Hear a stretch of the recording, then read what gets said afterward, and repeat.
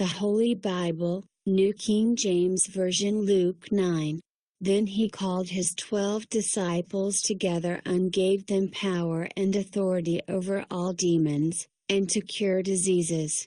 He sent them to preach the kingdom of God and to heal the sick. And he said to them, "Take nothing for the journey, neither staffs nor bag nor bread nor money, and do not have 2 tunics apiece. Whatever house you enter, stay there, and from there depart. And whoever will not receive you, when you go out of that city, shake off the very dust from your feet as a testimony against them." So they departed and went through the towns, preaching the gospel and healing everywhere. Now Herod the Tetrarch heard of all that was done by him, and he was perplexed, because it was said by some that John had risen from the dead, and by some that Elijah had appeared, and by others that one of the old prophets had risen again. Herod said, "John the first have beheaded, but who is this of whom I hear such things?" So he sought to see him. And the apostles, when they had returned, told him all that they had done. Then he took them and went aside privately into a deserted place belonging to the city called Bethsaida. But when the multitudes knew it, they followed him, and he received them and spoke to them about the kingdom of God, and healed those who had need of healing. When the day began to wear away, the 12 came and said to him, "Send the multitude away, that they may go into the surrounding towns and country, and lodge and get provisions, for we are in a deserted place here." But he said to them, "You give them something to eat."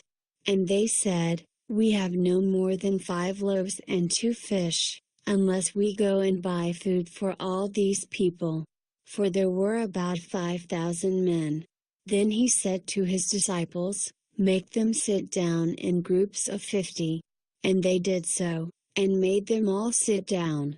Then he took the 5 loaves and the 2 fish, and looking up to heaven, he blessed and broke them, and gave them to the disciples to set before the multitude.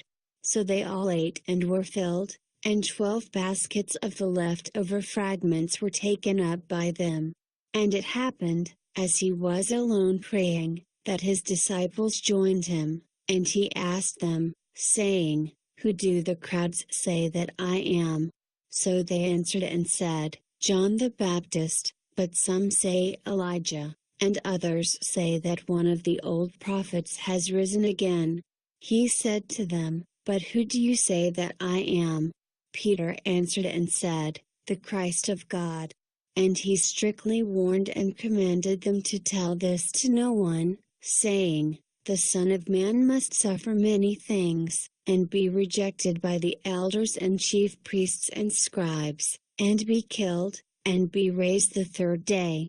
Then he said to them all, "If anyone desires to come after me, let him deny himself, and take up his cross daily, and follow me.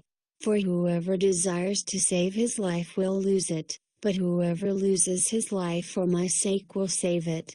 For what profit is it to a man if he gains the whole world, and is himself destroyed or lost?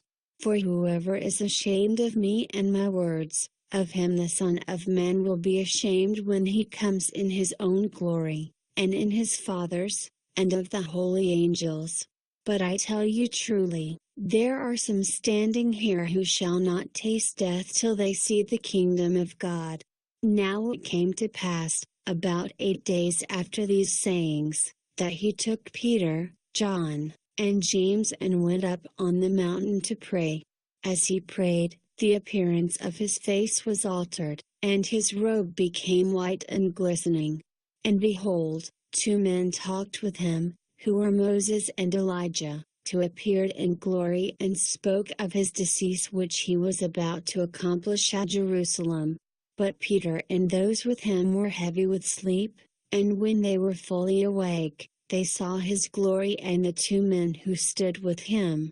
Then it happened, as they were parting from him, that Peter said to Jesus, "Master, it is good for us to be here. And let us make 3 tabernacles, one for you, one for Moses, and one for Elijah, not knowing what he said. While he was saying this, a cloud came and overshadowed them, and they were fearful as they entered the cloud. And a voice came out of the cloud, saying, "This is my beloved Son. Hear him." When the voice had ceased, Jesus was found alone. But they kept quiet, and told no one in those days any of the things they had seen. Now it happened on the next day, when they had come down from the mountain, that a great multitude met him. Suddenly a man from the multitude cried out, saying, "Teacher, I implore you, look on my son, for he is my only child.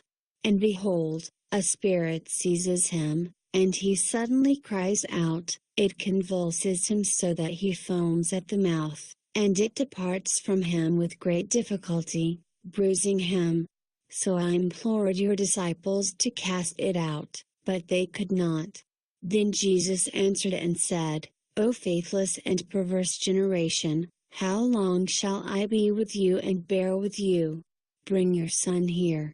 And as he was still coming, the demon threw him down and convulsed him. Then Jesus rebuked the unclean spirit, healed the child, and gave him back to his father. And they were all amazed at the majesty of God. But while everyone marveled at all the things which Jesus did, he said to his disciples, "Let these words sink down into your ears, for the Son of Man is about to be betrayed into the hands of men." But they did not understand this saying, and it was hidden from them so that they did not perceive it, and they were afraid to ask him about this saying. Then a dispute arose among them as to which of them would be greatest. And Jesus, perceiving the thought of their heart, took a little child and set him by him, and said to them, "Whoever receives this little child in my name receives me, and whoever receives me receives him who sent me. For he who is least among you all will be great."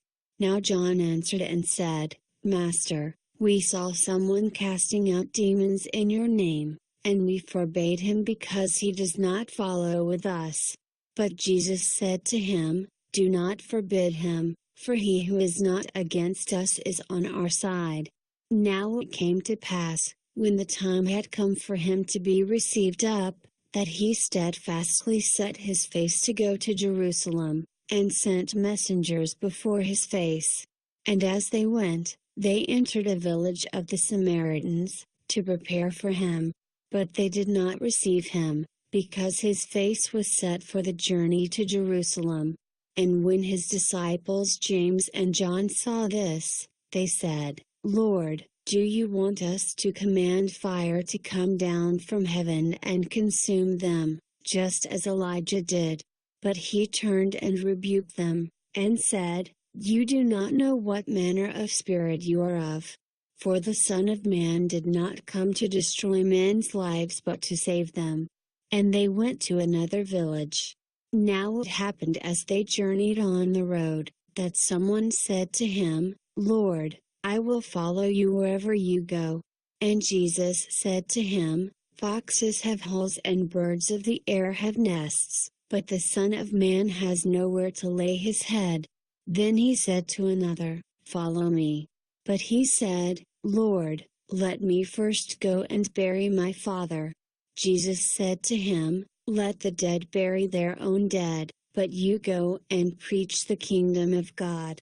And another also said, "Lord, I will follow you, but let me first go and bid them farewell who are at my house."